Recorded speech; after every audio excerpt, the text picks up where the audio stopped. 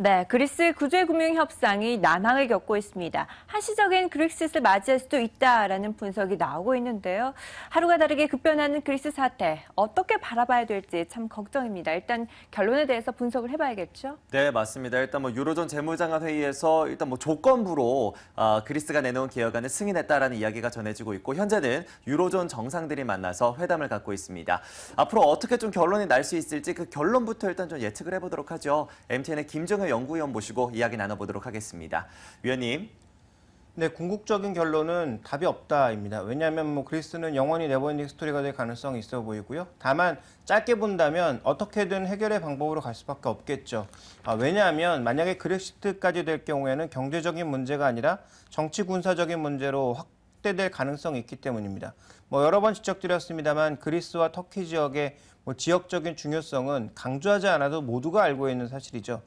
준비된 그림을 보시면 이 지역, 지금 그리스와 터키가 있는 이 지역을 중심으로 해서 북아프리카 진영, 중동 진영, 그리고 나토 진영, 반대쪽에는 러시아 진영이 이 세력 균형을 이루고 있는 지역입니다. 마치 꼭 한반도와 마찬가지죠. 한반도를 중심으로 해서 미국, 중국, 러시아, 일본과 같은 강대국들 사이에 끼어 있는 우리나라의 운명처럼 이 그리스도 마찬가지라는 거죠. 물론 아프리카 쪽이라든지 중동 쪽은 상대적으로 덜 강대국이라고 볼 수 있으나 지금 러시아와 유럽이 극한으로 맞부딪히고 있는 크림반도보다 어떻게 보면 더 중요한 지리적인 영역이 바로 그리스와 터키 지역이라는 거죠. 터키는 이미 노선을 확실하게 했습니다. 반서방 쪽으로 확실하게 노선을 잡았고요.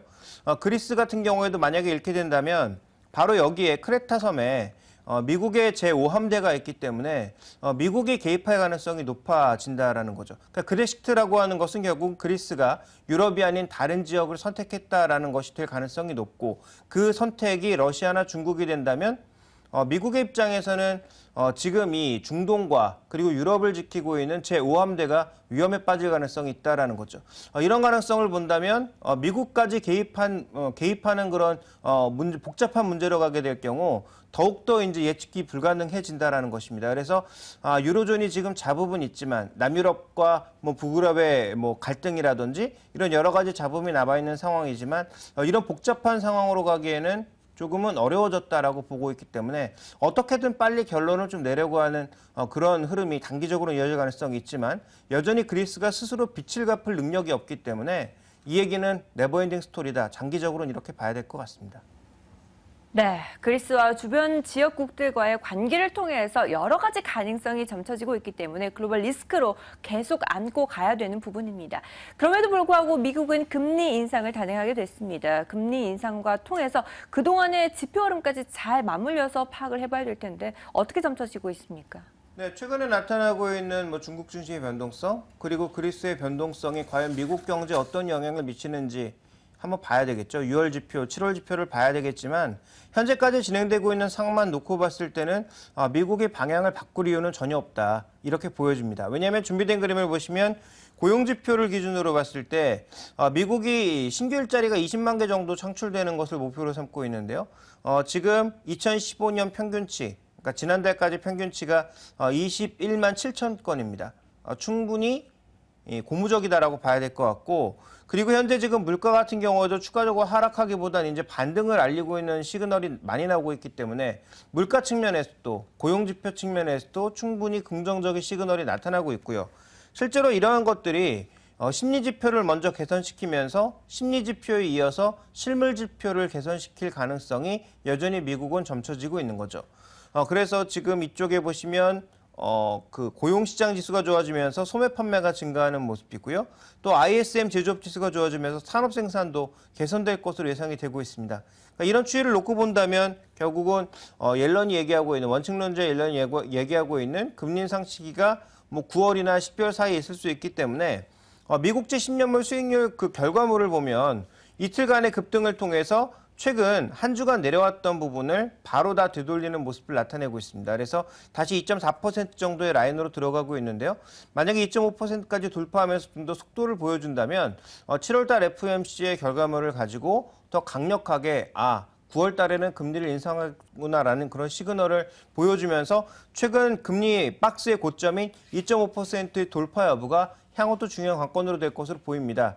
어쨌든 우리 시장 입장에서 봤을 때는 대외 이슈 중에 하나는 조금 긍정적으로 돌아서고 있는데, 그러니까 그리스와 관련된 이슈는 추가적으로 나빠질 게 별로 없을 것 같은데, 미국 금리 인상에 따른 불확실성, 특히 캐리 트레이드 청산과 같은 이런 수급적인 불확실성이 나타나게 된다면 이와 같은 부담감은 여전히 시장 내에 남아있기 때문에 외국인들의 수급은 아직까지 긍정적으로 보기에는 좀 이르다, 이렇게 볼 수 있습니다. 자, 그렇게 된다면 우리 시장에 대해서 긍정적으로 보기보다는 다소 보수적으로 봐야 된다라는 시각이 더욱더 확대되고 있다라는 점으로 해석할 수 있을 것 같습니다. 이런 가운데 이 반도체 업황에 대해서도 다소 부정적으로 보는 시각들이 많이 나타나고 있는데요. 미국의 마이크론도 그렇고요. 우리나라 SK하이닉스도 계속해서 저점을 낮춰가고 있는 상황입니다. 일단 지난 금요일 마이크론의 주가는 반등세를 보여줬는데 이번 반등에 대해서는 어떻게 해석할 수가 있을까요? 네, 두 가지 이유로 해석해 봐야 되겠죠. 실적과 주가의 고점이 모두 낮아지고 있는 글로벌 반도체주의 모습은 아직까지는 기술적 리바운딩 정도로 봐야 될 것 같습니다. 먼저 준비된 그림을 보시면 마이크론인데요.